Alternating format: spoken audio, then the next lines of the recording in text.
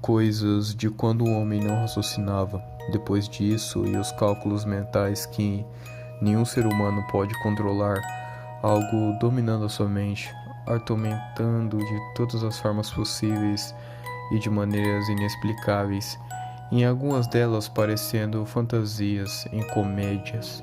Eu observei o meu cachorro aparecendo em meus sonhos, esmagado e triturado, com sangue escorrendo em seu corpo.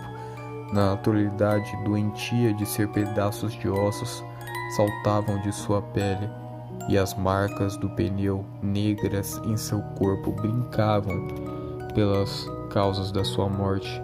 Isso durou bem menos do que eu esperava. Sua língua amorosa alisando os meus pés pareciam suficientes até a realidade ser concretizada. O meu dog foi atropelado e eu observei o que sobrou de sua estrutura física triturada pelo asfalto. A primeira vez durou meses, nas segundas semanas e nos outros ocorridos envolvendo pessoas aleatórias no caminho do meu dia a dia. Ficou por dias e agora foram horas.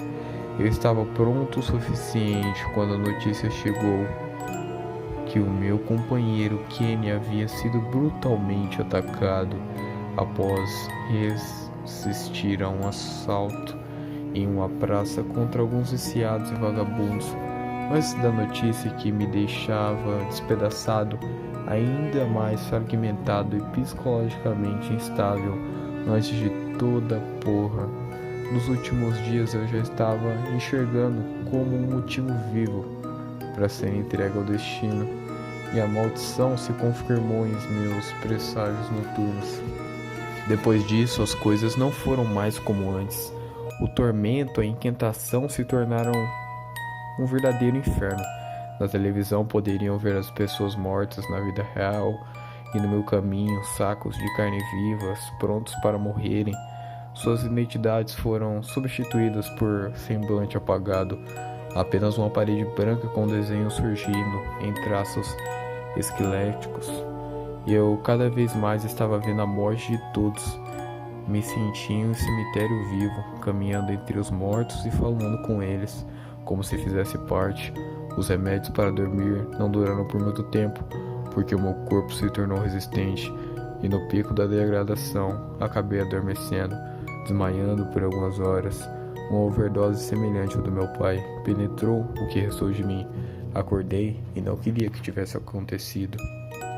As pessoas acham que quem está em coma ou adormecendo por algo inconveniente não tem noção do que acontece com o seu cérebro ou esquece de tudo. No meu caso, não. Fiquei muitas vezes em quantidades que eu não podia contar, sonhando com o mesmo ocorrido, envolvendo minha própria ruína em uma morte. No pesadelo, encontrava dentro da minha casa. Alguém abria a porta do meu quarto e estava pronto para fazer qualquer tipo de coisa.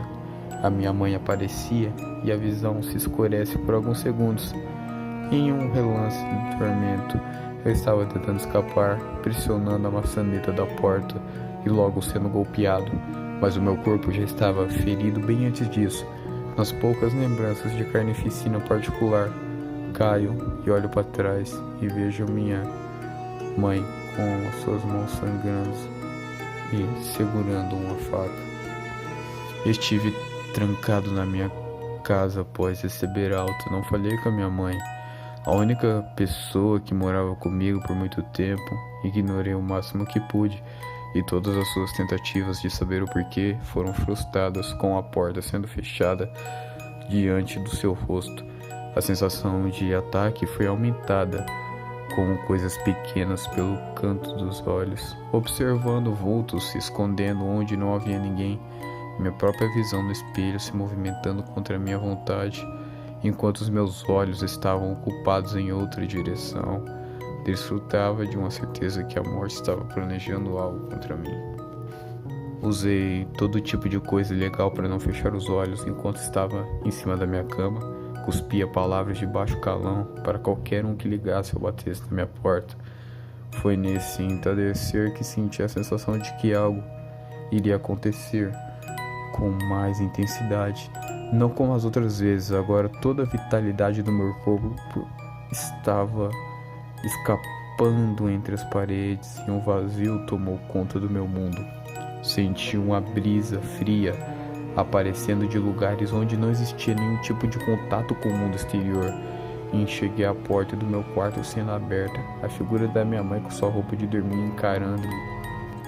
Ela se movimentou rapidamente, bem mais do que eu esperava. Recuei instintivamente e ela se jogou em cima da cama como um animal de 4 pernas.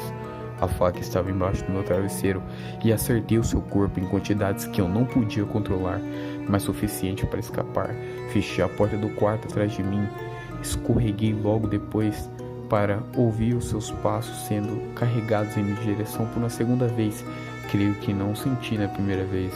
Eu não percebi enquanto fui acertado dentro do meu quarto, mas algo estava ardendo minhas costas. Eu coloquei a minha mão esquerda para trás e o sangue fresco em pedaços. Me dirigi à porta da saída, um pouco tonto. Pressionei a maçaneta e o ferrolho estava trancado. A chave não se encontrava no mesmo local de antes. No meio do tormento, algo me jogou contra a madeira em obstáculos. Eu pude sentir um soco, no entanto, bem mais doloroso, suficiente para roubar minhas forças. A reação do meu corpo foi cuspir um líquido quente entre meus dentes. Contorci o meu pescoço dolorosamente na direção contrária. Igual ao pesadelo, pude ver minha mãe com seus braços sangrando utilizando a faca nos seus dedos, mas ela logo caiu em seguida. O agressor estremeceu seus lábios em minha direção com os seus olhos penetrantes e o sorriso maléfico. Enquanto finalmente tudo estava roubando o que existia da minha vida, eu pude enxergar por uma última vez o meu pai segurando o machado. E essa foi a segunda parte do conto narrado por Rafa Seven. Obrigado por assistir. Deixa o like e até mais.